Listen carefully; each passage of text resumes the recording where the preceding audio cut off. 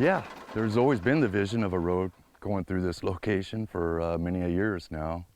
After about a third of my career being out here on the project, pretty excited and very passionate that we finish the job and get it done and get it released to the traveling public for its use. The improvements to US 20 from Corvallis into Newport are going to be tremendous. When you look at these commercial fishing boats, every one of these boats is a small business. So by providing safer, more efficient travel to I-5, to 101, that's really going to just simply make it easier and safer for products to get out of Newport or to bring products into Newport. And so with all of those advantages, you can expect additional jobs to be created. And of course, with that comes more economic viability to our community. You know, even though I support law enforcement and public safety, we clearly recognize the economic impact and value by having this roadway straightened and safer for us. The number of tourists who may previously have chosen not to come to the Newport area because they just didn't want to drive Highway 20, well, now that's not a factor anymore. It will be very interesting to look at our economic growth after 12 to 18 months and see, have our numbers risen? Has more people decided to come to the Newport area, the Toledo area, because now it's just a short little trip. It's not a safety factor for them. It's worth it for them to just make a day trip and come on over on Highway 20. The most interesting thing to me so far has just been the sheer scale of the project. We've, since we took over in 2012, we've had a lot of success. Each project has been successful and on time and on budget, so it's been really great to see the progress and where we've come with the deep valleys are now filled with material and the road's taking shape. It's pretty cool to see.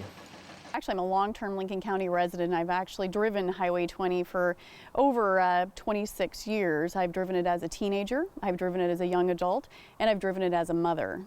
And now in my professional career, I actually drive it as a public safety responder for Toledo Fire as well as the Sheriff's Office. The other benefit of Highway 20 being expanded is that we will actually have some leeway on the sides of the roads to park our emergency vehicles. Currently, when you travel Highway 20 in some of those limited areas, we may have to park our vehicles farther away than what's really necessary to get that immediate care or to protect the scene for other drivers around us. So having that additional space alongside the road is going to be invaluable to us. The other thing, quite simply, math. It is going to shorten the number of miles that it would take first responders to get to the far end of our district. We share a county line with Benton County, and so resources have to come a long distance. Knowing that we can shorten that travel time by over 5 miles, which means for an emergency responder could be up to 6 to 7 minutes. Imagine if you're the parent with a child and you're waiting for emergency responders to get there.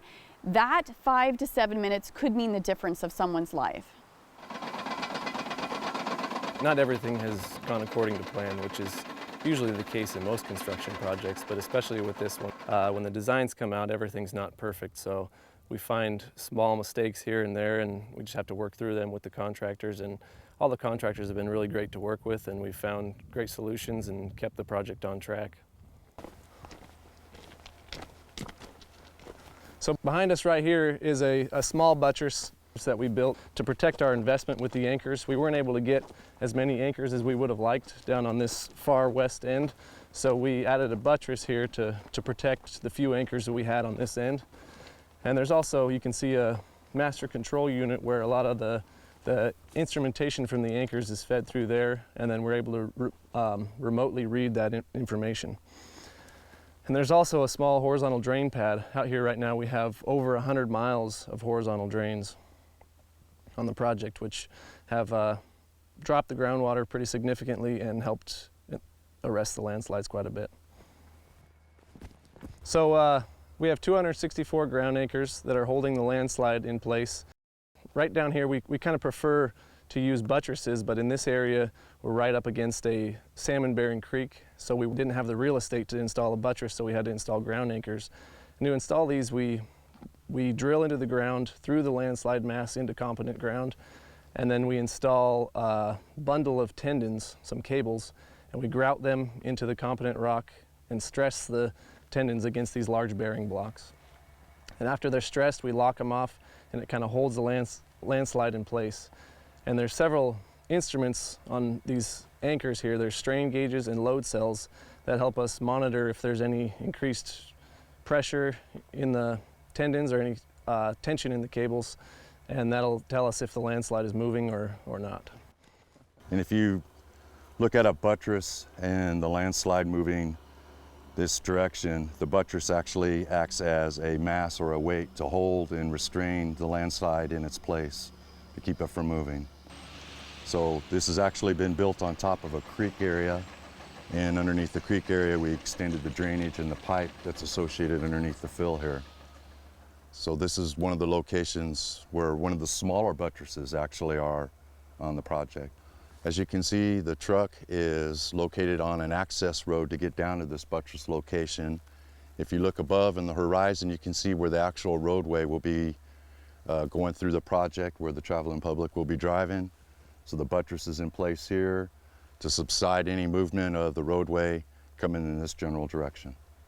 As you go through the project, there's going to be much larger buttress arrays that you're going to see. Each citizen, community member, visitor, elected official, that the first time they travel across that new highway, they will have forgotten how long it took to build it, and all they will care about is how great it is, how safe it is, and that we never have to go back to that windy road.